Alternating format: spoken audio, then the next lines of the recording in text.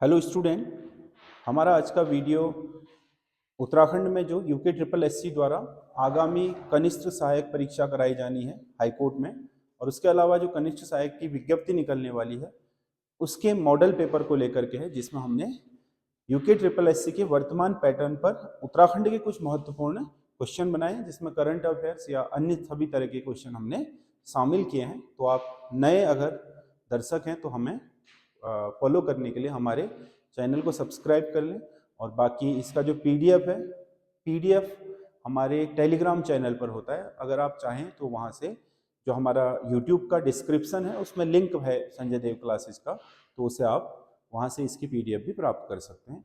तो ये जो आपका प्रश्न पत्र है, इसका पहला क्वेश्चन है कथन कारण। कथन एक, जुलाई 2026 में उत्तराखंड आधिकारिक तौर पर भारत का छठा पूर्ण साक्षर राज्य घोषित कर दिया गया है। बिल्कुल सही है, हालांकि अभी जनगणना नहीं हुई है, लेकिन उत्तराखंड देश का छठा पूर्ण साक्षर राज्य घोषित कर दिया गया है। कारण राष्ट्रीय शिक्षा नीति 2020 और उल्लास नव भारत साक्षरता कार्यक्रम के मानकों के तहत राज्य की वयस्क साक्षरता दर 98% को पार कर गई है। ये भी सही है, क्योंकि 98% पार कर गई है इसीलिए इसे पूर्ण साक्षर राज्य घोषित किया गया है। तो ए और आर दोनों सही हैं, और आर ए का सही स्पष्टीकरण भी है। अगला क्वेश्चन है, हाल ही में उत्तराखंड में लोक सेवा आयोग के अध्यक्ष के रूप में नियुक्त सेवानिवृत्त लेफ्टिनेंट जनरल गजेंद्र जोशी का संबंध किस जिले से है? हाल ही में जो उत्तराखंड लोक सेवा आयोग के अध्यक्ष बने हैं, बहुत समय से खाली चल रहा था उत्तराखंड लोक सेवा आयोग पीसीएस का जो अध्यक्ष का पद था, तो अब उस पर जो अध्यक्ष की नियुक्ति हुई है लेफ्टिनेंट जनरल गजेंद्र जोशी की, तो वो आपके चंपावत जिले से संबंधित है। अगला क्वेश्चन है, निम्नलिखित को सुमेलित कीजिए। तो इसमें कुछ उत्तराखंड के व्यक्तित्व हैं और उनका कार्य क्षेत्र है। एन रविशंकर, एन रविशंकर उत्तराखंड के पहले शिक्षा सचिव थे। ये थोड़ा कॉमन नेम नहीं है लेकिन फिर भी मिल जाएगा। Sorry, N Ravishankar. H A Raja, H A Raja Uttarakhand के पहले लोकायुक्त बने थे। और न्यायमूर्ति विजेंद्र जैन न्यायमूर्ति है, तो सीधे से है उत्तराखंड मानवाधिकार आयोग के पहले अध्यक्ष बने। और आर एस टोलिया राज्य के पहले मुख्य सूचना आयुक्त बने। तो ए का 3, बी का 1, सी का 2 और डी का 4। 3 1 2 4, इसका डी सही आंसर होगा। इसका डी सही आंसर है। अगला क्वेश्चन है, उत्तराखंड राज्य की पहली एविएशन अकादमी कहाँ बनाई गई? एविएशन मतलब जिसमें आपके भारत उड्डयन, मतलब नागरिक उड्डयन कहते हैं जिसे, जैसे आपके जो हवाई सेवाएं हैं उसकी सर्विसेज को लेकर के, चाहे वो पायलट बनाने की बात हो, चाहे वो एयर होस्टेज या अन्य जो आपका उनका क्रू होता है, उससे संबंधित जो विभिन्न तरह के प्रशिक्षण होते हैं वो दिए जाते हैं किसी भी एविएशन एकेडमी में। तो राज्य की पहली एविएशन एकेडमी बनाई जा रही है उधम सिंह नगर में। पहले ये हरिद्वार में प्रस्तावित थी, लेकिन अब उधम सिंह नगर में बनाया जा रहा है। निम्नलिखित में से उत्तराखंड का मुख्यमंत्री कौन सा था जिसने उत्तराखंड राजस्व पटवारी पुलिस व्यवस्था को समाप्त किया? तो ये पुष्कर सिंह धामी है। जनवरी 2023 में 149 वर्षों में आपका यह व्यवस्था उत्तराखंड में पूर्णतः शुरू में, फिर बाद में आंशिक रूप से, और बाद में निम्न आंशिक रूप से चलती रही थी। यानी कि बहुत सारे क्षेत्र ऐसे थे जहां पुलिस, प्रॉपर पुलिस व्यवस्था नहीं थी, राजस्व यानी कि पटवारी ही वहां के पुलिस के कार्य करते थे। अंकिता भंडारी हत्याकांड के बाद उत्तराखंड में पूरे प्रदेश को थानों चौकियों से आच्छादित कर दिया गया है। अब कोई भी राजस्व का कर्मचारी यानी कि पटवारी पुलिस का काम नहीं करेगा, प्रॉपर पुलिस ही करेगी। तो ये व्यवस्था 149 सालों तक 1874 से 2023 तक रही, और 2023 में इसे खत्म कर दिया गया। उत्तराखंड वन विभाग द्वारा मानसून काल के दौरान ऑपरेशन मानसून के तहत मुख्य रूप से उत्तर प्रदेश, हिमाचल प्रदेश और नेपाल सीमा से लगे वन क्षेत्रों में गश्त अत्यधिक बढ़ा दी है। बिल्कुल ठीक है, क्योंकि हमारे जो बॉर्डर बनते हैं हिमाचल से, नेपाल से और उत्तर प्रदेश से, इन क्षेत्रों में, तो यहाँ पर ऑपरेशन मानसून में वन विभाग ने यहाँ पर बहुत ज़्यादा आपका पेट्रोलिंग करना शुरू कर दिया है।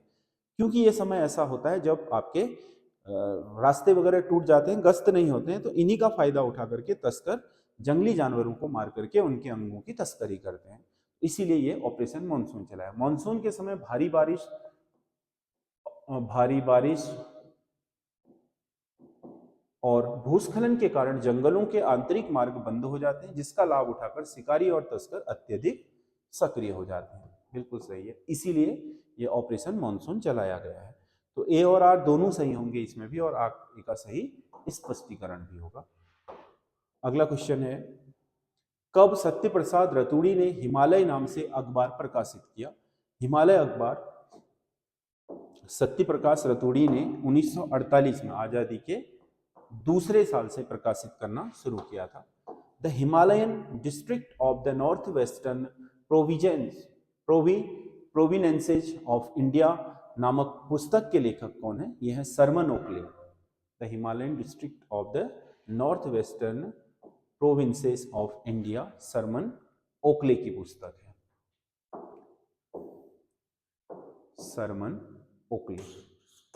वेड इन उत्तराखंड का अभियान का संबंध किससे है? वेड इन उत्तराखंड मतलब वेडिंग, उत्तराखंड में वेडिंग आयोजित करना। वेड इन इंडिया का जो प्रोग्राम है उसी की तर्ज पर उत्तराखंड ने अपना वेड इन उत्तराखंड शुरू किया है, क्योंकि वर्तमान में आपने देखा होगा कि डेस्टिनेशन वेडिंग, यानी कि आप अपने घरों में या आसपास में शादियां ना करके किसी दूसरे स्थान में जाकर के वहां पर विवाह करते हैं, किसी ऐसे स्थल पर जो आपका एक अलग तरह के माहौल में होता है या उसकी लोकेशन अलग होती है, तो उसे डेस्टिनेशन वेडिंग कहा जाता है। तो इसका प्रचलन धीरे धीरे बढ़ रहा है, क्योंकि उत्तराखंड में इसके लिए काफ़ी संभावनाएं हैं। तो उत्तराखंड सरकार ने ये वेड आपका क्या इन उत्तराखंड प्रोग्राम शुरू किया है, जिसके तहत अधिक से अधिक यहाँ पर शादी ब्याह डेस्टिनेशन वेडिंग को प्रोत्साहित किया जाएगा, ताकि बाहर के लोग यहाँ आकर के शादियाँ करें और इससे यहाँ के स्थानीय लोगों को अर्थव्यवस्था और रोजगार, मतलब रोजगार के साधन भी बढ़ेंगे, अर्थव्यवस्था अपने आप ही बढ़ेगी। तो ये इसका डी सही आंसर है। अगला, देश की 75 अमृत भारत रेलवे स्टेशनों के लोकार्पण में उत्तराखंड राज्य का कौन सा रेलवे स्टेशन शामिल किया गया है? तो देश में जो आपके 75 अमृत स्टेशन है उसमें उत्तराखंड का है हर्रा वाला स्टेशन, जो देहरादून से पहले का स्टेशन है, उसे आपके अमृत भारत स्टेशन में शामिल किया गया है। उत्तराखंड में प्रस्तावित सीता सर्किट परियोजना के अंतर्गत निम्नलिखित में से किस मंदिर को शामिल नहीं किया गया है? सीता सर्किट में ये केदारनाथ मंदिर नहीं है, केदारनाथ मंदिर एक्चुअल में शिव है, जबकि रघुनाथ मंदिर राम का है, लक्ष्मण सीता के देवर यानी कि तपोवन वाला, और उसके अलावा वाल्मीकि मंदिर जिनके यहाँ सीता आपके वनवास काल में रही थी। वनवास मतलब जो सीता को जब राम ने त्याग दिया था, तो ये जो आपके क्या है 3 स्थल हैं वो सीता से सीधे जुड़े हुए हैं, वो केदारनाथ वाला नहीं जुड़ा है। अगला, दीक्षा और ई पाठशाला चैनल के माध्यम से, ये ऑनलाइन प्लेटफॉर्म है बच्चों को शिक्षा देने के माध्यम से, ऑनलाइन शिक्षा के लिए कौन सा प्रोजेक्ट आरंभ किया गया है? तो ये किया गया था, बहुत समय से चल रहा है, इसे क्लैप कहा जाता है। Clap, CLAP, children's learning assisted by parents, children learning assisted by parents, clap कहा जाता है इसको। ये आपका मतलब असिस्ट तो सहायता माँ बाप करेंगे, पेरेंट्स करेंगे ऑनलाइन, क्योंकि ऑनलाइन में दिक्कत क्या है कि बच्चे बहुत लापरवाह हो जाते हैं, क्योंकि इंटरेक्ट नहीं कर पाता है टीचर उसमें, तो असिस्ट उनको घर में बैठ कर के पेरेंट्स करेंगे और टीचर उन्हें ऑनलाइन शिक्षा देंगे, इसीलिए इस प्रोग्राम को क्लैप नाम दिया गया है। PM पोषण योजना के संबंध में निम्नलिखित कथनों पर विचार कीजिए। इस योजना को पूर्व में मिड डे मील योजना के नाम से जाना जाता था, बिल्कुल सही है, पहले मिड डे मील ही कहा जाता था। 2021 में इसका नाम क्या कर दिया गया? PM पोषण योजना, जो स्कूली छात्रों के लिए 14 वर्ष तक के छात्रों के लिए ली है। यह केवल 1 से 8वीं तक के छात्रों के लिए है, 8वीं तक के छात्रों के लिए है, बिल्कुल सही है। पहले ये 9वीं तक भी हो जाता था, लेकिन अब नहीं हो पाएगा, क्योंकि नई शिक्षा नीति के तहत अब आपका जो बच्चा 6 साल का होगा वही 1 में जा पाएगा, इसलिए 8वीं कक्षा तक पहुंचते पूरा करने तक उसे 14 वर्ष पूरे हो चुके होंगे। इसीलिए पहले 9 के छात्र भी शामिल हो जाते थे कई बार इसमें, क्योंकि एज की मिनिमम एज की लिमिटेशन नहीं थी स्कूल जाने में। अब क्या है कि 1 में जाने के लिए आपको 6 वर्ष की आयु पूरी करनी पड़ेगी, तभी जाकर के आप क्या आगे की पढ़ाई कर सकते हो। तो इसमें ये भी सही। इस योजना का नाम परिवर्तित 2021 में किया गया, ना कि 24 में, तो ये वाला गलत है। तो 1 और 2 सही है, बाकी गलत है। इसके अलावा ये जो पीएम पोषण है ये आंगनबाड़ियों में भी चल रही है, लेकिन वो प्री प्राइमरी कहलाता है। स्कूली शिक्षा 1 से लेकर के 12वीं तक की कहलाती है, तो उसमें से 1 से 8वीं तक ही ये लागू है। अगला, सेवानिवृत्त सैनिकों के कल्याण के लिए राज्य सरकार द्वारा किए गए कार्यों में से कौन सा सही नहीं है? राज्य सरकार द्वारा समूह गौ तथा गौ भर्तियों में 10% आरक्षण दिया गया है। 10 नहीं है, 5% आरक्षण है। 10 नहीं है बल्कि 5% आरक्षण है, तो यही सुमेलित नहीं हो गया। पूर्व सैनिक कल्याण एवं पुनर्वास हेतु 2004 में एक पृथक सैनिक कल्याण विभाग बनाया गया, बिल्कुल सही है। शहीदों को आर्थिक अनुदान देने हेतु उत्तराखंड में शहीद कोष का गठन किया गया है, ये भी ठीक है। देहरादून के गुनियाल गांव में शौर्य स्थल बनाया गया, ये भी ठीक है, तो यही इसमें सही सुमेलित नहीं है। अगला, निम्नलिखित में से कौन सा एक कथन असत्य है? राज्य में 6 जनवरी 2006 को पहली पौधारोपण नीति लागू की गई थी, बिल्कुल सही है। पौधारोपण नीति लाने वाला देश का पहला राज्य भी है उत्तराखंड। पौधारोपण नीति लागू करने वाला ये पहला राज्य है। राज्य में सर्वाधिक जैव संपन्न क्षेत्र नंदा देवी आरक्षित क्षेत्र है। बायोडायवर्सिटी सबसे ज्यादा जो पश्चिमी हिमालय कहलाता है, नंदा देवी, जिसमें फूलों की घाटी सब स्थित है। राज्य में वन पंचायत आजादी के बाद गठित की गई थी, ये गलत है। वन पंचायत 1931 से गठित होनी आरंभ हो गई थी, तो इसका असत्य कथन डी होगा। आर्यभट्ट प्रेक्षण विज्ञान शोध संस्थान एरीज के विषय में नीचे दिए गए कथनों में से कौन सा कथन सत्य है? एरीज, आर्यभट्ट प्रेक्षण विज्ञान संस्थान जो है, शोध संस्थान, ये आपका, यह नैनीताल के मनोरा पीक पर स्थित है। पहले शेर का डांडा में लाया गया था, फिर मनोरा पीक। यहाँ पर ऑप्टिकल दूरबीन डॉक्टर संपूर्णानंद के नाम से स्थापित की गई थी, बिल्कुल सही है। 2022 में यहाँ इंटरनेशनल लिक्विड मिरर टेलीस्कोप की स्थापना की गई है, ये भी सही है। 3 के 3 सही है, इसका डी सही आंसर होगा। अगला है, नमामि गंगे अभियान में उत्तराखंड की कौन सी नदियां शामिल हैं? नमामि गंगे में उत्तराखंड की गंगा, मतलब देवप्रयाग से लक्सर तक गंगा है पूरी, पूरी की पूरी अलकनंदा है, और भागीरथी पूरी है, मंदाकिनी है। गंगा, अलकनंदा, भागीरथी और मंदाकिनी, तो इसका सी सही आंसर होगा। सी सही आंसर होगा।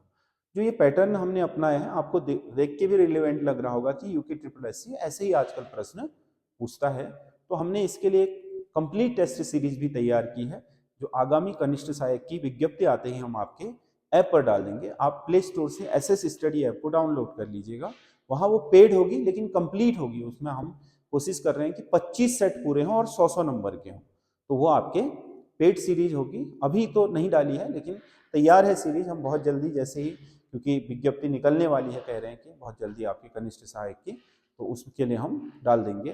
क्योंकि हमने वो एक्चुअल में 100 नंबर के हिसाब से डिजाइन करी है, इसलिए हम इसमें नहीं डाल रहे हैं जो न्यायालय वाले कनिष्ठ सहायक, क्योंकि इसमें 140 नंबर का पैटर्न है, 140 क्वेश्चन का, तो इसलिए हमने इसमें नहीं डाला है। हम उस वाले के लिए उसे डाल रहे हैं। तैयार है, हम बहुत जल्दी उसको आपके लिए ले आएंगे अपने ऐप पर। तो आप अपना जो एसएस स्टडी ऐप है उसे प्ले स्टोर से डाउनलोड करके जब भी आएगा मैं यूट्यूब के माध्यम से आपको सूचित कर दूंगा, या आपको ऐप अगर आपका डाउनलोड होगा तो उसमें भी शो करना शुरू कर जाएगा।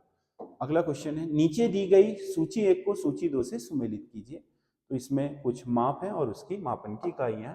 उत्तराखंड में भूमि मापन के लिए नाली और मुट्ठी का प्रयोग किया जाता था। द्रव मापन, मतलब कोई द्रव है तो उसको मापने के लिए, मतलब कोई लिक्विड में है तो उसे तामी। अन्न मापने के लिए पाथा होता था, और धातु मापने के लिए मासा और तोला। तो इसमें ए का 4, बी का 3, सी का 1, डी का 2, 4 3 1 2, 4 3 1 2, तो इसका डी सही आंसर है। चंद शासक देवी चंद के विषय में सही कथन है। यह जगत चंद के बाद गद्दी पर बैठा था, बिल्कुल सही है, देवी चंद। इसे कुमाऊं का मोहम्मद बिन तुगलक कहा जाता है, बिल्कुल सही है। चढ़ाने में ये अपने अपने फैसले लेते गया, इसके दरबारियों को बांटता गया चीजें, है ना, मतलब अपने ही निर्णयों के कारण ये क्या हुआ, खत्म हुआ। इसने रोहिल्ला सरदार दाऊद खां की हत्या की थी, ये भी सही है। यही उत्तराखंड के लिए अभिशाप बना कि रोहिल्लों ने पूरे उत्तराखंड को लूटा फिर बाद में। डी सही आंसर है इसका। नृत्य रथ मानव आकृति कहाँ से प्राप्त हुई है? इन गुफाओं में से गोरखिया गुफा जो है उससे आपके नृत्यरत मानव आकृतियां प्राप्त हुई हैं। तो ये जो आपका मानव आकृतियों के चिन्ह है, एक्चुअल में ये मानव आकृतियां तो थलसीमा में भी मूर्तियां के चित्र गोरखिया गुफा से हुए हैं। तो ये आपके क्वेश्चन है, हमारा टेस्ट सेट है ना। इसका पीडीएफ लेना है तो मैंने बताया टेलीग्राम से ले सकते हैं। बाकी आप कमेंट करके बताइएगा कि आपको कैसा लग रहा है। धन्यवाद।